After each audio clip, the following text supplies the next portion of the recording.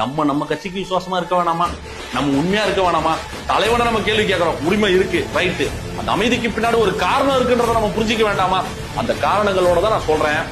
முதலில் கரூர் மக்கள் சந்திப்பு, இரண்டாவது தேர்தல் பிரச்சார பரப்புரை, மூன்றாவதாக உண்மையான தீபாவளி நவம்பர் மாதத்தில் திமுகவினருக்கு கொடுக்கப்படும். இவங்க என்ன பரிசு கொடுக்கிறது? நம் தளபதி அவர்கள் கொடுக்க போறார் ஒரு பரிசு, தீபாவளி பரிசு. தாங்கவே மாட்டாங்க. விமர்சனங்கள் வரும். தளபதி அவர்கள் கரூர் மக்களை சந்தித்ததற்கு பிறகு ஏதாச்சும் ஒரு விமர்சனத்தை வைப்பாங்க. அதற்கான பதிலும் அன்று நம்ம கொடுப்போம். ஏன்னா அந்த மக்கள் தளபதியை சந்திக்கிறதுக்கு தயாரா இருக்காங்க. நம் தளபதி அவர்கள் தயாராகி விட்டார். அந்த நிகழ்வோட நீங்க பாருங்க. இனி தமிழக வெற்றி கழகத்துக்கு நல்லதே நடக்கும் நான் நம்புறேன். கான்பிடண்டா இருங்க. உண்மையிலே சொல்றேன், எந்த ஒரு டைவென்ஷனுக்கும் போவாதீங்க, டைவர்ட் ஆவாதீங்க, இன்ஃபுளுன்ஸ் ஆவாதீங்க. அவன் இப்படி சொல்லிட்டான், இவன் அப்படி சொல்லிட்டான். நம்ம நம்பணும், நம்ம தலைவனை நம்ம நம்பணும், நம்ம கட்சியை நம்ம நம்பணும், நம்மளை கைவிட்ட மாட்டாங்க நம்ம நம்பணும்.